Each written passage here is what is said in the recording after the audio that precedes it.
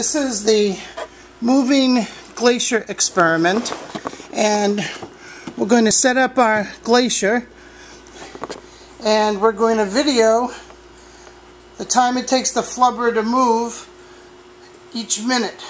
My husband's going to time, and he's going to tell me when a minute's been reached, and I'm going to mark the progression of the front part of the flubber as it comes down the valley.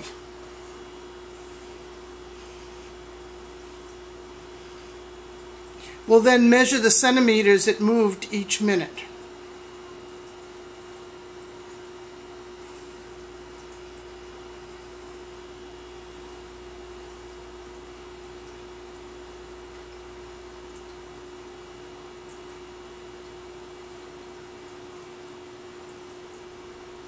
As you can see, it's moving. It's hard to see it because it's not colored, so white on white is a little difficult. I think I might use food coloring the next time so you can really see the progression of the front of the glacier as it moves down the slope. The white PVC pipe makes it difficult to actually see the total progression.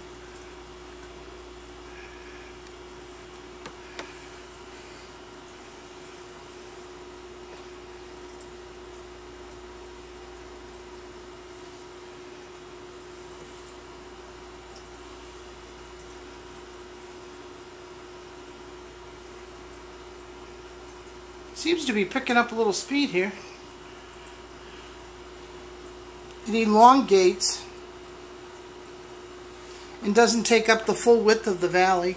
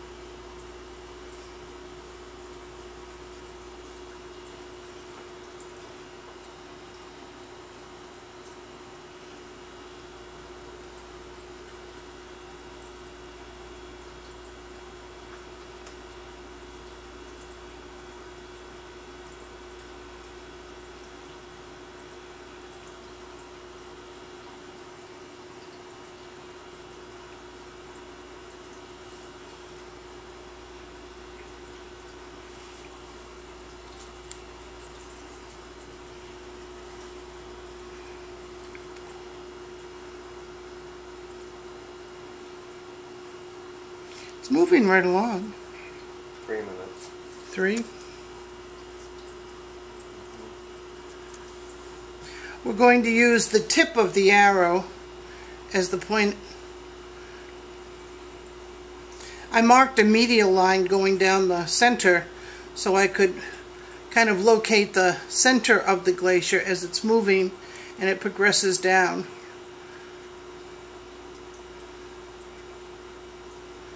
And since we're using a curved tube, I'm really kind of estimating where the front of the glacier appears to be from the side. I think students could do this fairly accurately. It's from the side, it's fairly simple to see where you think the front of the glacier is.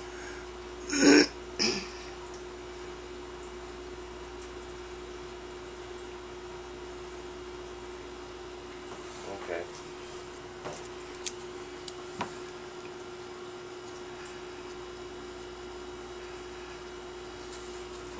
Seems to be slowing down a little bit. The spacings between the arrows aren't as uniform.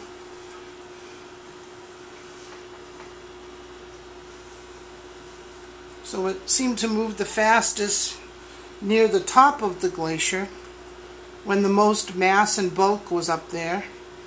And then as it's moved down and the bulk of the glacier spread out, it seems to be moving a little bit slower.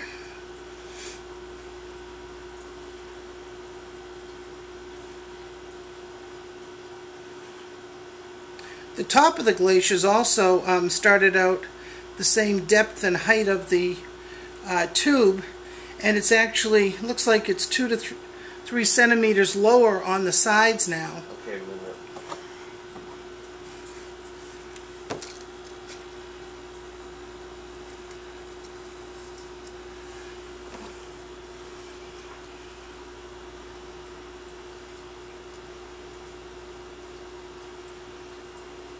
There was very little prep for this particular experiment.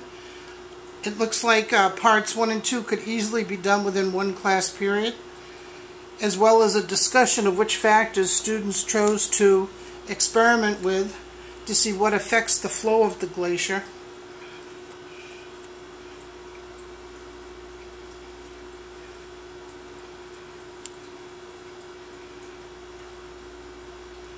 The flubber is actually pretty uniform in consistency, which is good.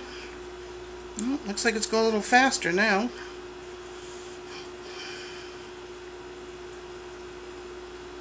Okay.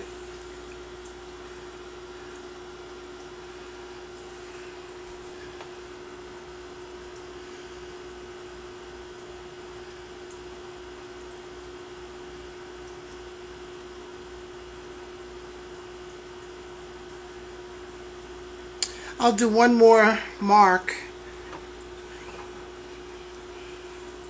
and that'll give us 6 actual data points, which is good to work with. As long as we have multiple points, we can see the progression of the glacier.